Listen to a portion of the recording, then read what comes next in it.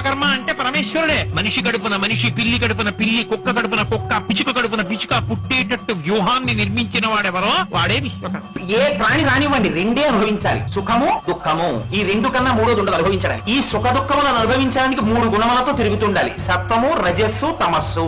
ఎవరొచ్చినా ధర్మ అర్థ కామ మోక్షములు చతుర్విధ పురుషార్థముల కొరకే. శబ్ద స్పర్శ రస రూప గంధములనేటటువంటి 5 తన్మాత్రల చేత అనుసంధానం జరుగుతుండాలి. పంచేంద్రియములు ఒక మనస్సు అనేటటువంటి 6 సంఘాతమై ఉండాలి. చర్మము, రక్తము, మాంసము, కొవ్వు, అస్థి, శుక్ల, మేధ అనబడేటటువంటి 7 పదార్థములు ఎక్కడ ఏది ఎంతంత ఉండాలో అంతంత ఉండాలి. కూర్చోడానికి అనువైనటువంటి రీతిలో కొవ్వంతా పుష్కభాగంలో ఉండాలి. ఈ మాంసము కొవ్వు వచ్చి గుండెల దగ్గర చేరింది అనుకోండి, బైపాస్ చేయించుకోవాల్సి వస్తుంది. శిరస్సు దగ్గర నుంచి పాదం వరకు ఒక్క క్షణం ఆగకుండా వెంట్రుకలంత సన్నగా ఉండేటటువంటి రక్తనాళములలో నిరంతరం రక్తము తిరగడానికి వీలుగా ఒక మోటార్ పనిచేస్తూనే ఉండాలి. దీన్ని ఇంతలా నిర్మిస్తున్నవాడెవరో వాడు విశ్వకర్మ.